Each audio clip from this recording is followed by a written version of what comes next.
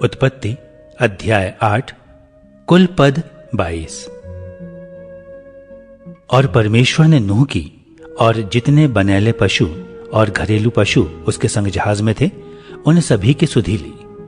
और परमेश्वर ने पृथ्वी पर पवन बहाई और जल घटने लगा और गहरे समुद्र के सोते और आकाश के झरोखे बंद हो गए और उससे जो वर्षा होती थी सो भी थम गई।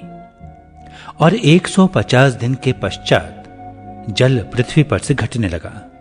7वें महीने के 17वें दिन को जहाज अरारात नाम पहाड़ पर टिक गया और जल 10वें महीने तक घटता चला गया और 10वें महीने के पहले दिन को पहाड़ों की चोटियां दिखलाई दी। फिर ऐसा हुआ कि 40 दिन के पश्चात नूह ने अपने बनाए हुए जहाज की खिड़की को खोलकर एक कौवा उड़ा दिया। वो जब तक जल पृथ्वी पर से सूख न गया तब तक इधर उधर फिरता रहा। फिर उसने अपने पास से एक कबूतरी को भी उड़ा दिया कि देखें कि जल भूमि पर से घट गया कि नहीं। उस कबूतरी को अपने पैर के तले टेकने के लिए कोई आधार ना मिला, सो वो उसके पास जहाज में लौट आई, क्योंकि सारी पृथ्वी के ऊपर जल ही जल छाया था। तब उसने हाथ बढ़ाकर उसे अपने पास जहाज में ले लिया। तब और 7 दिन तक ठहर कर उसने उसी कबूतरी को जहाज में से फिर उड़ा दिया।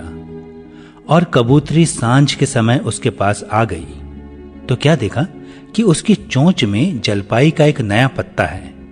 इससे नूह ने जान लिया कि जल पृथ्वी पर घट गया है। फिर उसने 7 दिन और ठहर कर उसी कबूतरी को उड़ा दिया और वो उसके पास फिर कभी लौट कर न आई।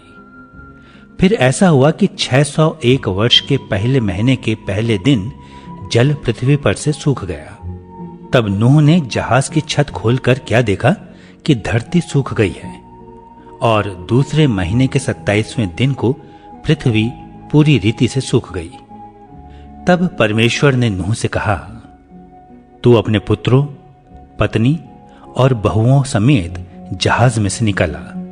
क्या पक्षी, क्या पशु, क्या सब भांति के रेंगने वाले जंतु जो पृथ्वी पर रेंगते हैं, जितने शरीरधारी जीव जंतु तेरे संग हैं, उन सब को अपने साथ निकाल लिया कि पृथ्वी पर उनसे बहुत बच्चे उत्पन्न हों और वे फूलें फलें और पृथ्वी पर फैल जाएं। तब नूह और उसके पुत्र और पत्नी और बहुएं निकल आईं और सब चौपाए रेंगने वाले जंतु और पक्षी और जितने जीव जंतु पृथ्वी पर चलते फिरते हैं, सो सब जाति जाति करके जहाज में से निकल आए। तब नूह ने यहोवा के लिए एक वेदी बनाई और सब शुद्ध पशुओं और सब शुद्ध पक्षियों में से कुछ कुछ लेकर वेदी पर होम बलि चढ़ाया। इस पर यहोवा ने सुखदायक सुगंध पाकर सोचा कि मनुष्य के कारण मैं फिर कभी भूमि को श्राप न दूंगा। यद्यपि मनुष्य के मन में बचपन से जो कुछ उत्पन्न होता है सो बुरा ही होता है, तो भी जैसा मैंने सब जीवों को अब मारा है वैसा उनको फिर कभी न मारूंगा। अब से जब तक पृथ्वी बनी रहेगी तब तक बोने और काटने के समय, ठंड और पतन, धूपकाल और शीतकाल, दिन और रात निरंतर होते चले जाएंगे।